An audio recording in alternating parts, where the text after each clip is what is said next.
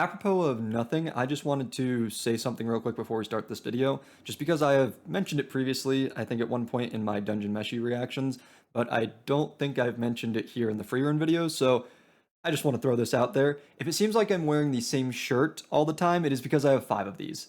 Five different versions of the exact same shirt. They are very comfortable, and the shop that I bought them from, unfortunately, this was the only color that was ever on sale, and nowadays I don't think the shop even sells them anymore. So if it seems like I'm wearing the same shirt all the time, it's because I am, but not really. So just wanted to throw that out there, just on the off chance anybody noticed and was like, this guy just wearing the same shirt for like weeks at a time. So just wanted to clarify a question that nobody was probably asking. But yeah, anyways, let's get into episode 9 of Frieren Beyond Journey's End, starting in 3, 2, 1, go. Oh, and we are okay. I feel like we haven't done this for a few episodes where it has started the episode immediately with the OP. Usually it does a little kind of refresher of what happened last episode. At least recently, I feel like it's been doing that. And in terms of refresher, I feel like this episode we are probably going to be seeing some combat between Frieren and or the Guillotine, who is one of the seven sages or something. I don't know. She's one of the like Demon Lord, Demon King's generals or whatever. If it's not clear, I feel like this is probably something that people have actually noticed in these reactions, which is that proper nouns sometimes just kind of I don't really retain them, at least not right away. Like when we met the last kind of sage guy, Qual, I didn't remember his name until after I had like gone back and done my editing for that video and like rewatched the episode. And so yeah, I just sometimes proper nouns when I'm watching things just they just don't really stick for me.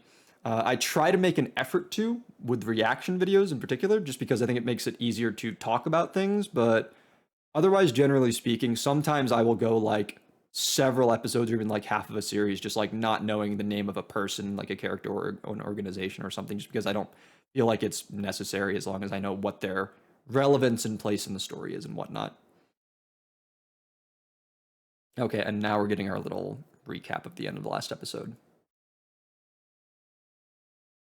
which was a really cool way to end the last episode. I'll reiterate.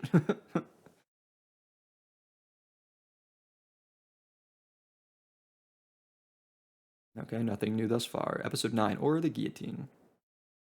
What is this? Are we flashing back right away? Please, please no. Okay, no, we're not flashing back. This is just we're just switching focus over to the other characters for the moment. That's fine, that's fine.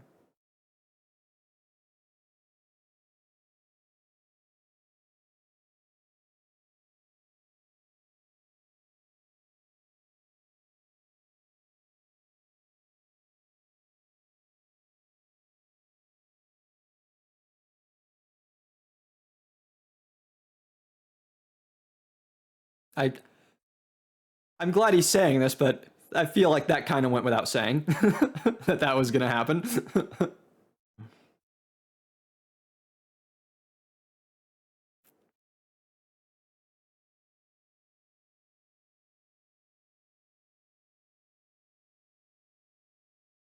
Bit more clarification that is maybe not necessary, but kind of nice. It's the kind of clarification that I feel like the reason that I consider it unnecessary is just because a lot of series kind of gloss over these sorts of conversations, but that doesn't mean that it's bad that they're actually having them, if that makes sense.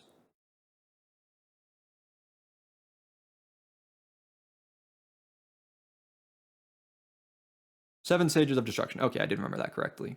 Yes. It's a win. Okay, and the reason that we switched over to them was largely just to set up that this is a combat that has happened before.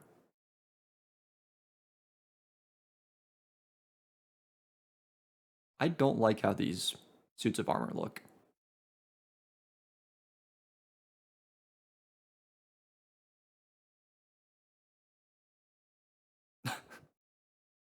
Wow. That was quite the force. I like when minions are shown to, like, actually have the potential to do damage if they hit, right? Like, in theory, these things can actually be threatening.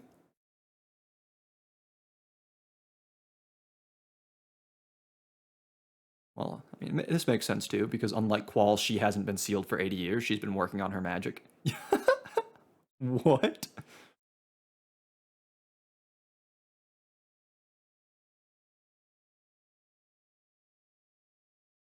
What's that necklace? They all have necklaces.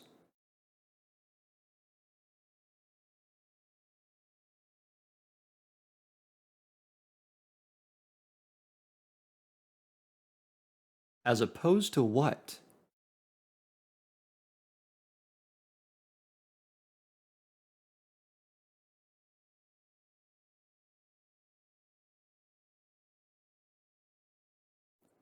Oh, that answers some questions that I had going in the background. Not gonna lie.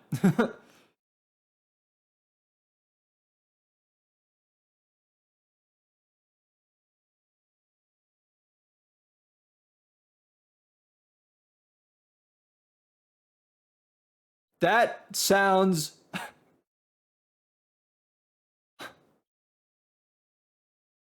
That sounds a little OP.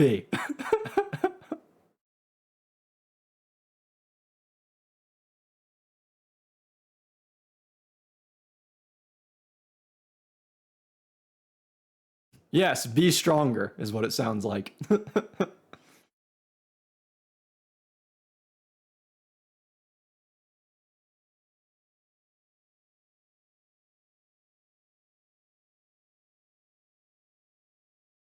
Get good, forehead.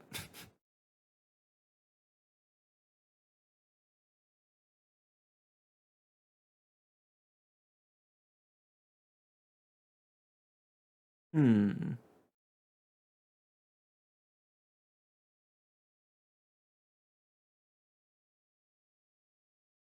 There was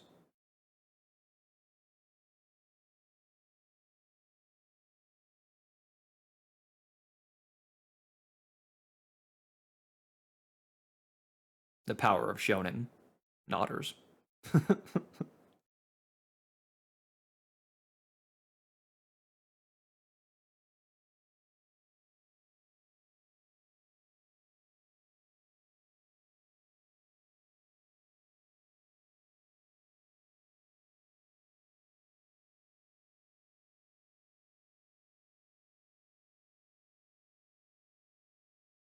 Ah, my hair.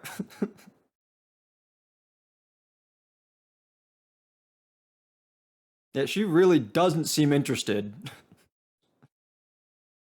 You've still yet to actually catch her attention, I feel. Did she learn her Wait, did she just dispel it? Oh, she dispelled it. Okay. I thought the first suit of armor was like kneeling or bowing, so I thought that she was copying Aura's spell at first.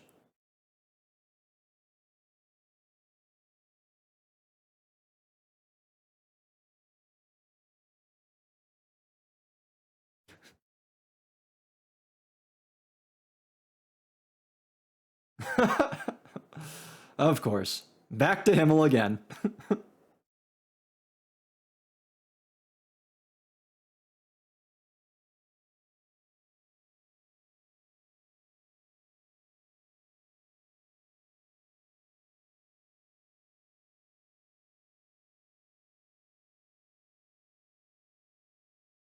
Huh?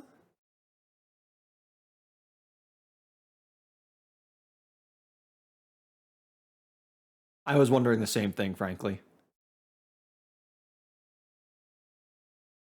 Oh, that's nice.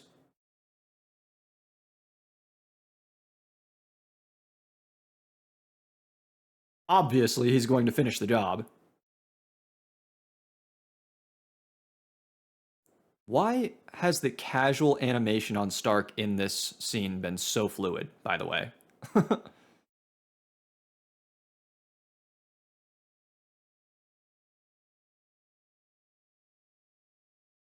like how Fern's hair looked just there.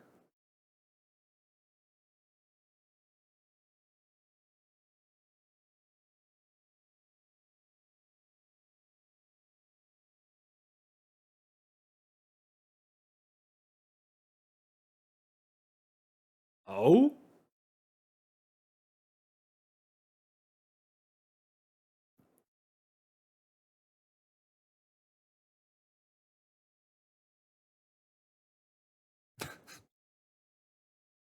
Incredible.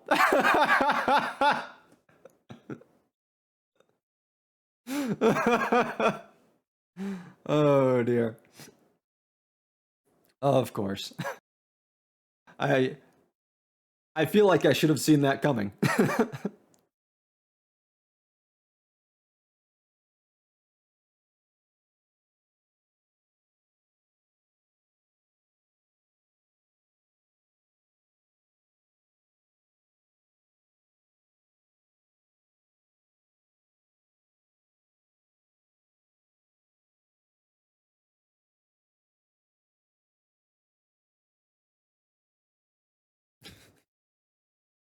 Her face.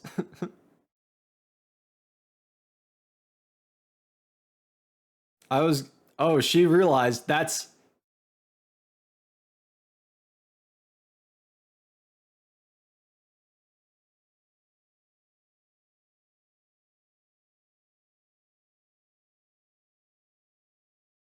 Oh!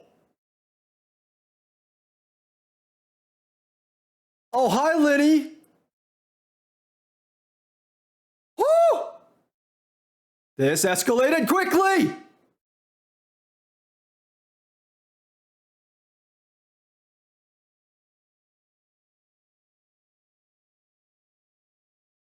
Wait, what?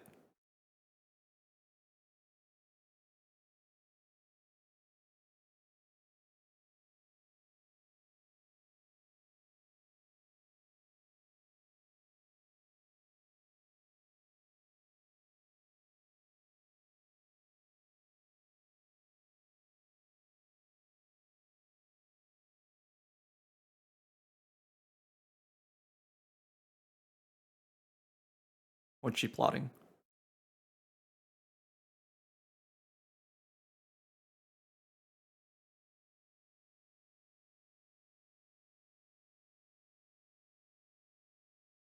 Interesting little tidbit there.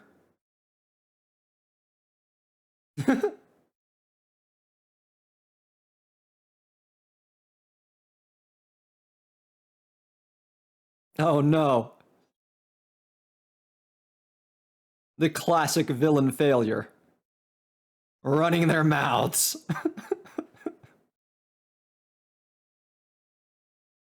That seems like a very unnecessary question. What?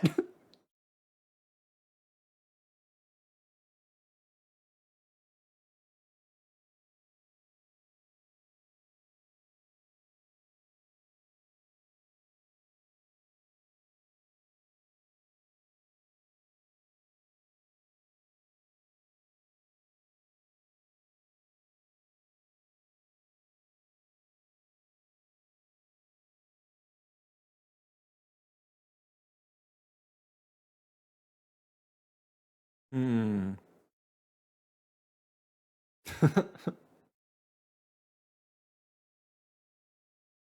He continues to be a fairly astute character.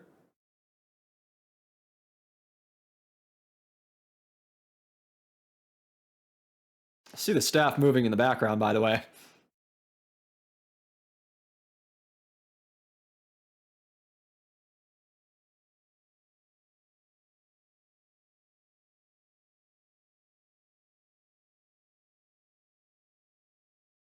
Yeah, she's off to fight a stronger opponent.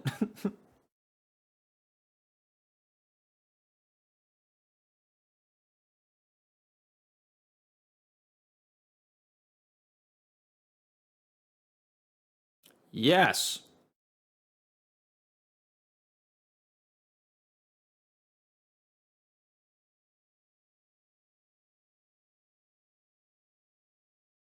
I was thinking about it for different reasons, but go off, girl.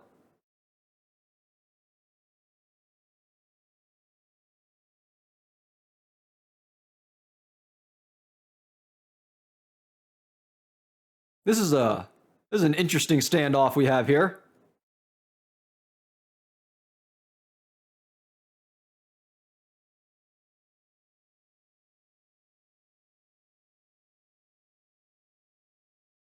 I mean, that's a pretty high bar you're setting for yourself there.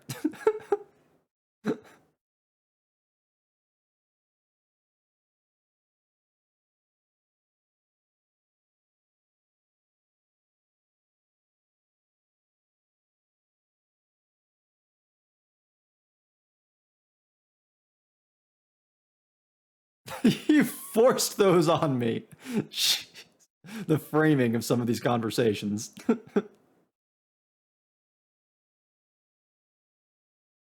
Interesting.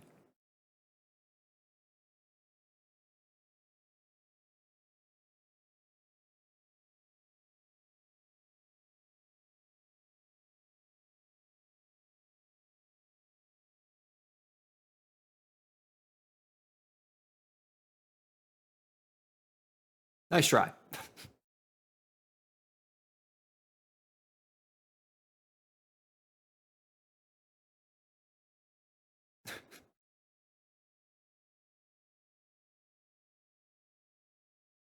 That was a test.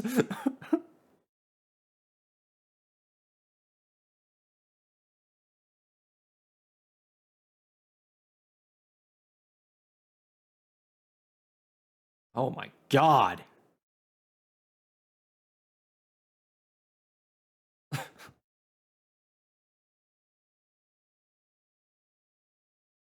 Uh, ain't no way they didn't let us watch this fight.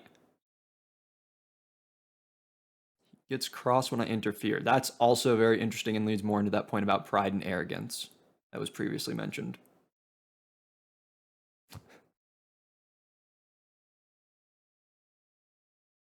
Okay. Oh my god.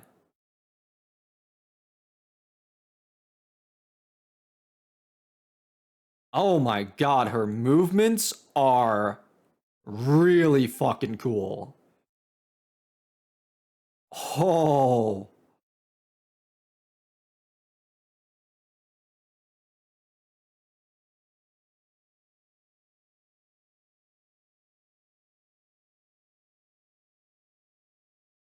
There's a butt coming. We all know there's a butt coming.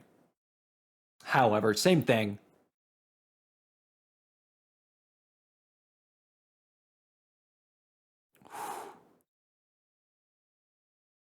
Woo.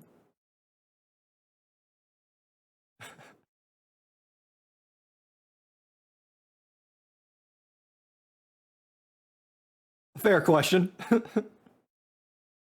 Fair strategy.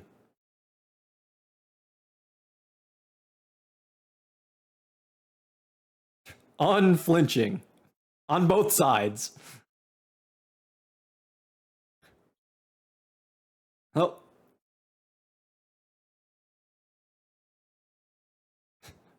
gonna have to try a different approach. What are you doing? She just commented that you don't like her getting involved. And now you're calling for help?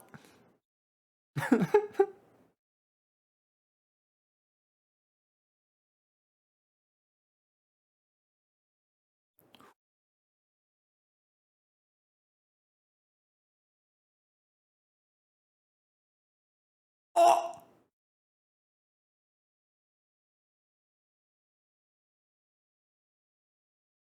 Ah! His eye!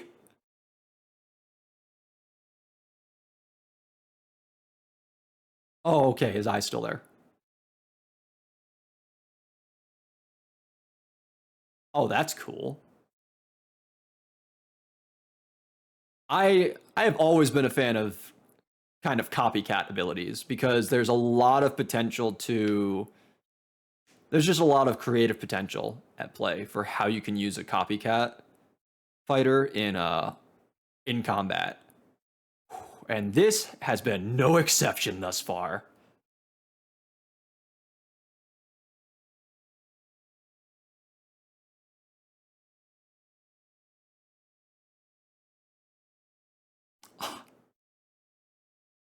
Oh, so she is a pretty young demon. Which is not super surprising, but very interesting brief flashback there.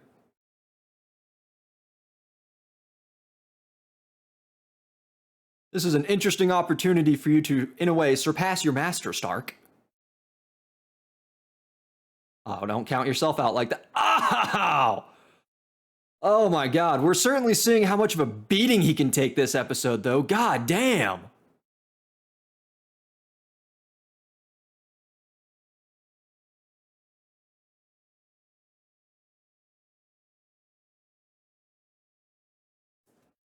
I don't know, have you? I mean, literally, yes, you're on the ground, but like, figuratively. You good? Or no?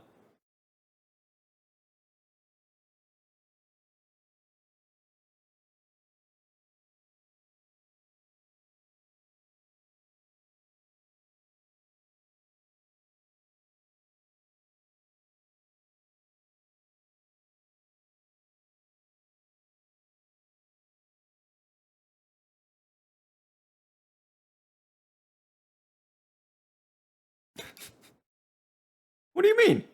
I think it's a pretty simple idea. As long as you get up, the fight isn't over. You can still potentially win. Yeah. Now that is a base warrior lesson right there from Aizen. Very shonen as well. As long as you can get up, you can fight.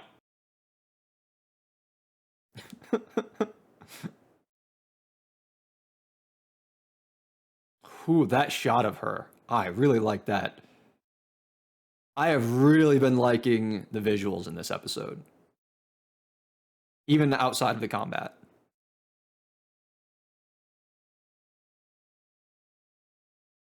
And also, you've gotten stronger since then. Jeez.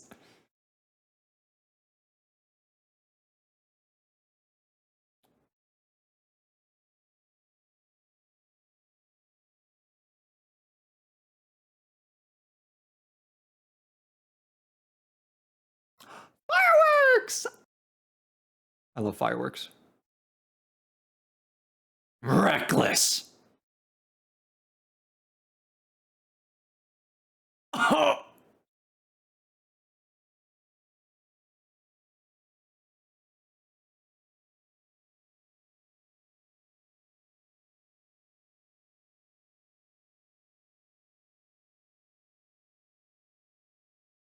Holy!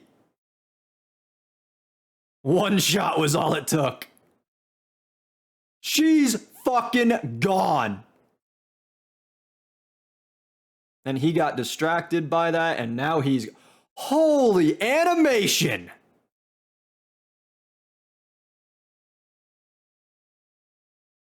God, so many good shots this episode. Oh, that's it!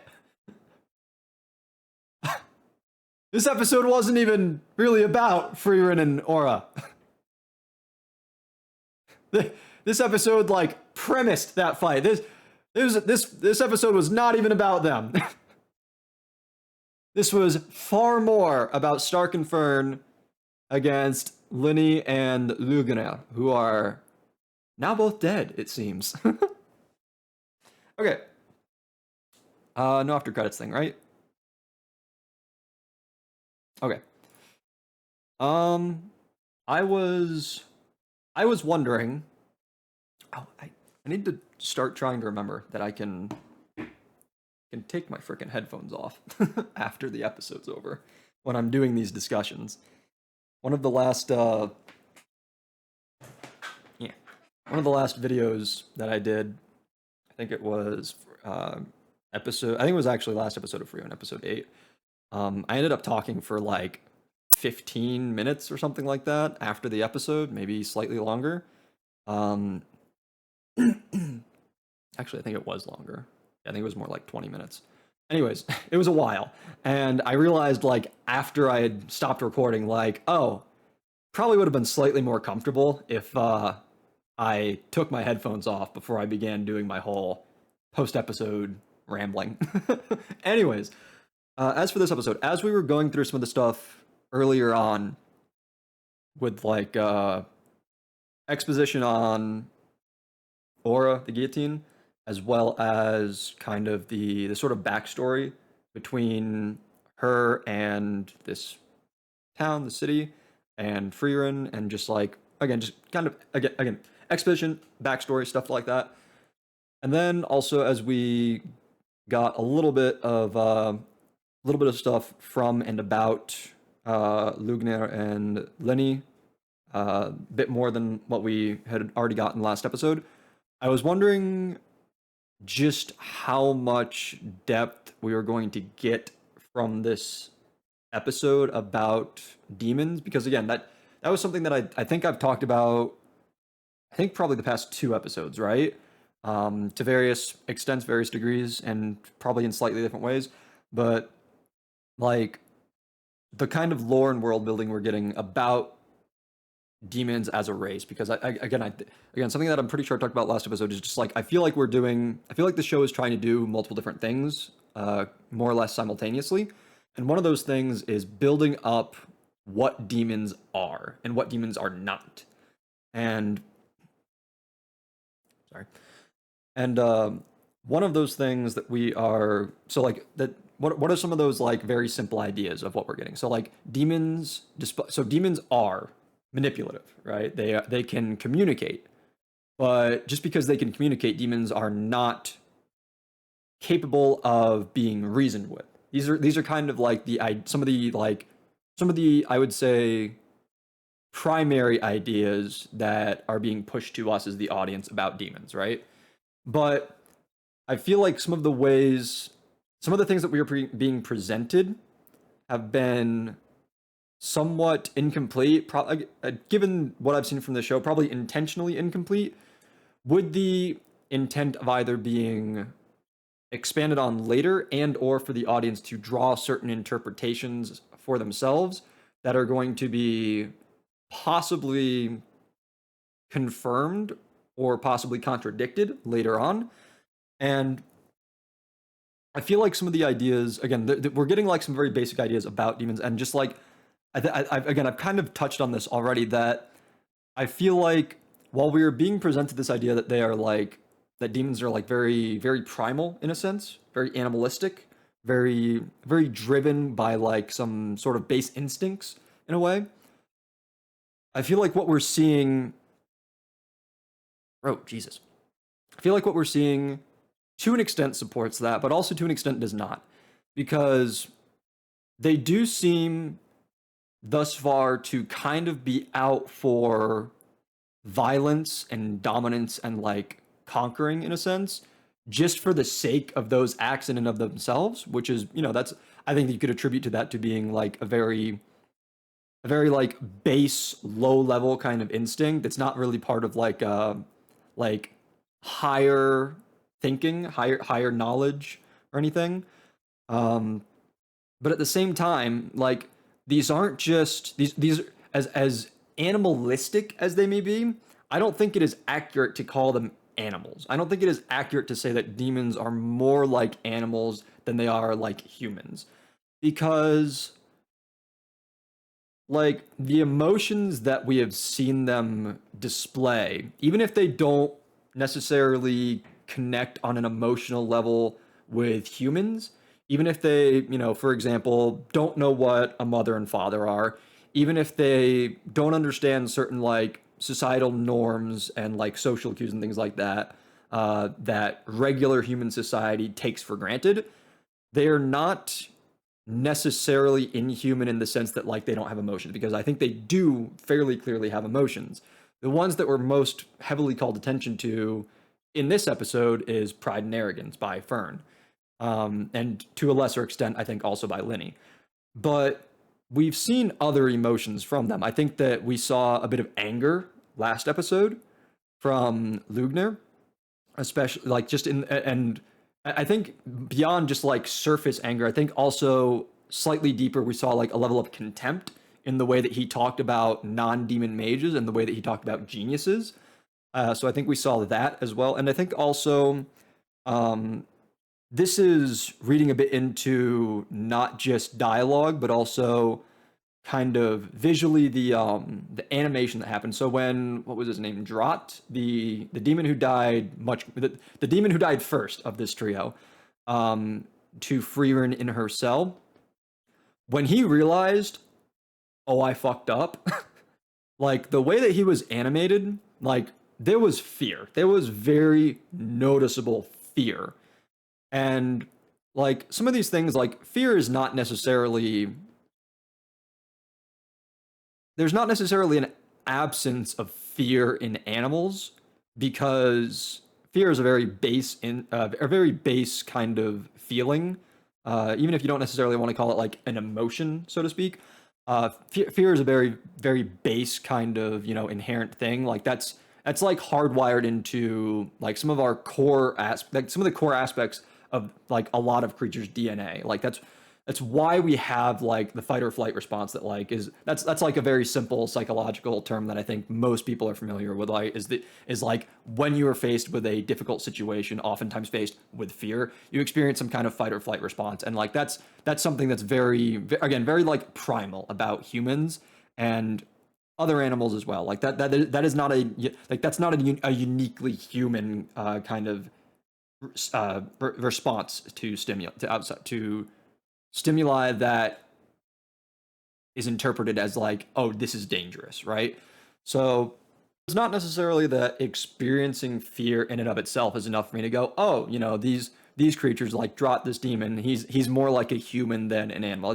It's not just that. It's like the fact that they seem to experience fear, the fact that they seem to be able to experience like anger, contempt, the fact that seem to be capable of pride and arrogance. Like I think that there is a wider depth to their emotions, like their emotional range is greater than what was kind of like initially presented to us. I think that the initial way that demons were presented was not just as being animalistic, but as being like it's animalistic in a way that is like completely divorced from humanity, right? And completely divorced from like civilized society. Because again, it's not just humans; it's also like dwarves and elves and whatnot. So like completely divorced of like civilized society. And I don't think I don't think that that is entirely wrong, but I also don't think it's entirely true either. And I'm curious to what extent we're going to explicitly and overtly kind of tackle what I'm commenting on right now with my observations that I've made, or if it's something that you are just kind of meant to come to your own specific like conclusion and where you stand on the issue, just yourself through your own personal viewing, if that makes sense. And I also think that it is worth mentioning while I'm talking about this kind of stuff. So let's briefly get into like something that I hinted at that I kind of very much hinted at but didn't really want to dive too deep into again in these past two episodes where we have been talking about demons as a race. So I mentioned having some ideas that I didn't necessarily want to broach right away. I wanted to wait and see a little bit more how things played out. And part of me wants to continue to wait until we see more from Aura the Guillotine next episode, because I think that her role as, like, again, one of these sages of destruction, I think that seeing how she interacts a bit more extensively in with Frieren, which is, I assume, what we're going to see next episode. I thought we were going to get it this episode, but we got something else, which is super cool. But yeah, I think that there will probably be a bit more of an added dimension to what I want to talk about once we see those sorts of interactions next episode. But I think that I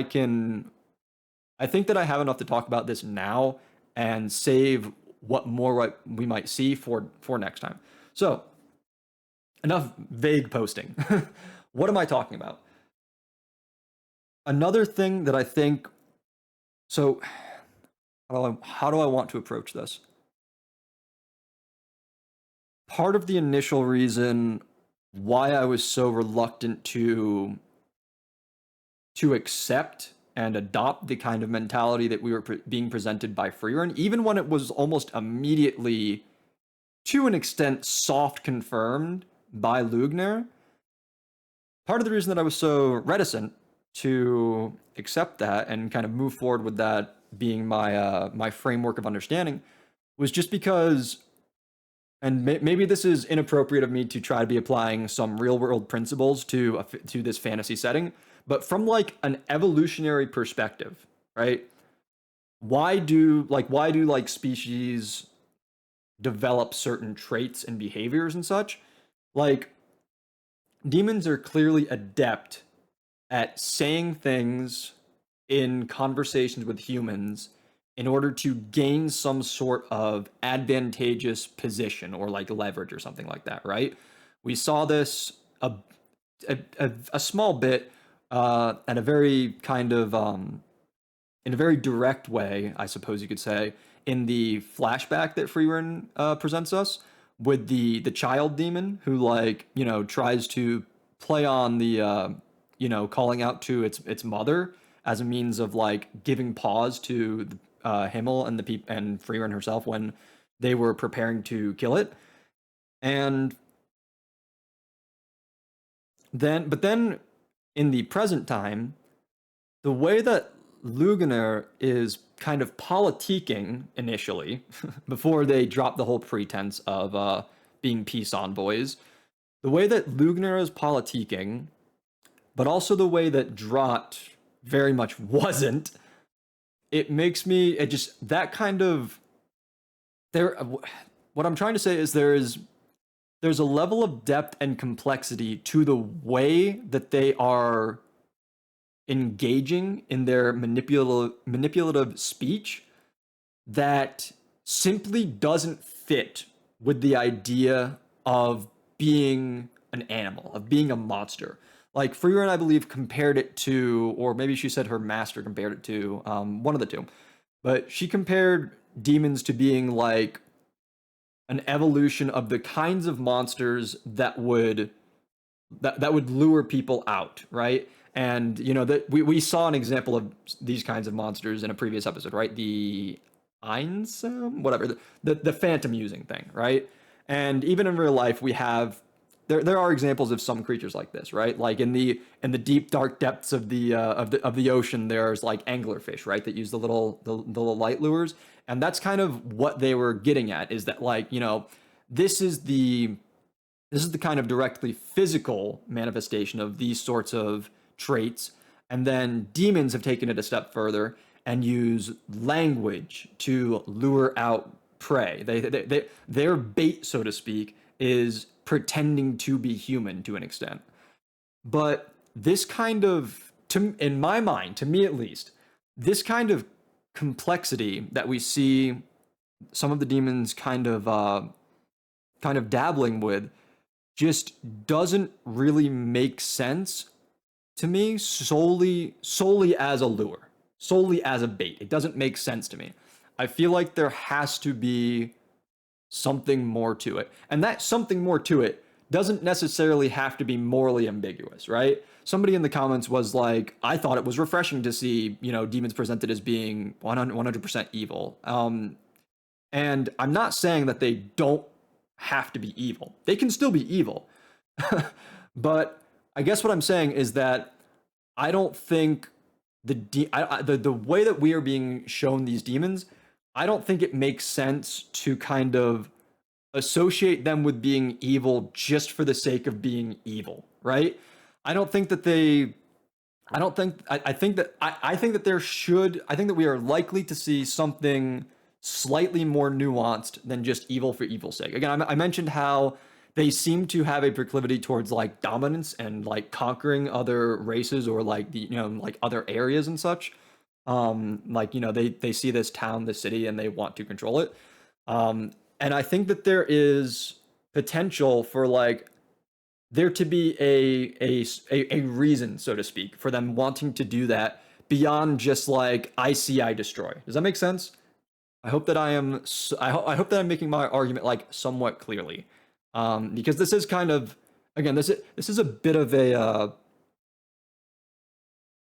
this is a bit of a, because of the nature and I think I've kind of mentioned this before, because of the nature of how Frieren often presents things with like baked in ambiguity, it is kind of hard to sometimes address these things in a nuanced way that also feels complete. But yeah, that's kind of some of the thoughts I've been having about demons as a race as we have been presented them in Frieren. And so like to and then like also to this end of like the kind of breadth of emotion and complex thought and such that demons are capable of. I think there's also, and also talking about like, biology in a sense, like I touched on the like kind of evolutionary notion of all this. I also want to ponder briefly the role that a demon's life cycle uh, plays in this, like their kind of how maturation of them at an individual level plays into their ability to kind of wrestle with these things that may not necessarily be super innate to them in a weird manner of speaking. And what I mean by that is like, again, the child we see in Freeman's flashback, they don't understand why they say mom, why they say Kastan. They just know that it keeps people from killing them. They don't really understand why the villagers are upset that they killed the village chief. They don't really understand that. They just know that these couple villagers in particular hate them. They can feel the hatred. They know that they hate them because this demon child killed their child, right? And so the demon child's solution was to kill the village chief because then there is an available child to restore the child that was lost. And it's just like, it's a very different way of thinking of things. It's a very different kind of mentality that obviously doesn't mesh with humans. But again, it's not this kind of animalistic non-thinking that I feel like we are sort of being led to assume they are operating on. Bringing us back to the present again, we're still talking about life cycles and maturation and all that, and like how these things, how these ideas develop. Lugner, the leader of the trio that we saw in the city, is obviously much better at the kind of political maneuvering and playing pretend at being a peace envoy than Drott and Linny were, right? Drott didn't even understand why it might be potentially bad to go kill this guard and then kill Frieren, right? He clearly just wasn't thinking it through. He was like, "Oh, there's an obstacle. I'm going to go eliminate the obstacle." That was his entire thought process, more or less. And but for Lugner, he was just like, "That kid's being an idiot. That kid's being rash. Like that's not like he's causing more problems than he's solving by acting in this way." And Lugner is obviously a more developed, an older demon than Linny and presumably than Drott. Like I think we can safely assume that Drott's probably, I'm not gonna guess an actual age, but he's like an adolescent, not an adolescent, but like late teen, young adult by demon standards. He's certainly younger than Lugner. And we also, even though it was a very brief encounter, I think that now we're going from like, again, old teen, young adults looking at, and then with Drott and Linny, and then regular adult with Lugner. Now we go to the sages, and the sages they're probably not like inherently older. I don't think age is a requirement to become one of the seven sages of destruction necessarily, but I think that we can safely assume that they are more advanced as demons than your average run of the mill demon, right? I think that's probably a fair assumption to make. And we saw a little bit from Aura this episode, but not too much, which is again why we're probably going to revisit this topic to an extent next episode after we see a bit more of Aura, very likely. But we also saw Qual several episodes ago. We didn't see, well, a few episodes ago. I don't remember exactly what episode. I think it was like 5 or 6, 5, I think. Anyways, a few episodes ago, we saw Qual, and even though we didn't get like a ton of interactions with him, I feel like the way he interacted with Frieren, albeit briefly, like it didn't seem like Frieren was engaging in trying to communicate with some creature, right? It seemed like she was just engaging with a magic user who was, at least in terms of communication, like an equal, right? I would say that that is a fair assessment of that interaction between Frieren and Wall from some episodes ago. So I think that there is, I don't know, I think all of this is just to say that, like, it's just, I think that there is more to demons in this world than they are animals bent on destruction who we are incapable of communicating with. Does that make sense? Is that fair? Is that a fair statement? As I have laid out all these arguments and points of evidence and belief, like, is what I am saying? Do I seem to be coming from a place that makes sense? And then just really briefly, I'll tack this on, and we can probably wrap up after this because wow, another lengthy video coming your way. um, as I back, not last episode, but 2 episodes ago, when I mentioned that I was having some thoughts about the way this world was handling demons as a race. I also briefly mentioned that I was having some thoughts about the way that elves were being presented as a race. And part of the reason that I held off on the discussion was not just because I wanted to see more of demons, but because I wanted to see if we were going to get any more information about elves in the immediate future. I didn't necessarily think we were. I thought it was likely we were going to see more about demons, but I didn't necessarily think we were going to see more about elves right away. But let me just throw this out there while I'm talking about biology, while I'm talking about, like, from looking at things from like an evolutionary perspective, and just kind of like, again, this is more so putting this out there just in sort of preparation for, again, I'm sure we're going to get more about elves at some point. I just have no idea if it's going to be next episode, 5 episodes from now, 10 episodes from now. I don't know. But I assume there's going to be more about them at some point. In keeping similarly to how I don't understand from an evolutionary perspective, the way that we were told demons inherently are and the way that they act and why they do the things they do. Similarly to how I didn't think that necessarily made sense from an evolutionary perspective, I don't understand how elves supposedly are naturally both asexual and aromantic, according to Frieren. According to Frieren, she said that they don't have interest in those things. That her race, her species, does not have interest in those things. And to me, that just did not make sense when she said it. Like, just as a quick disclaimer, let me make it very clear. Like, on an individual level, there's nothing wrong with being asexual or aromantic. Absolutely nothing wrong with that. I'm not trying to bash on the queers right now. Let me just make that very clear. But on a broader level, talking about an entire race, an entire species, that simply doesn't make sense.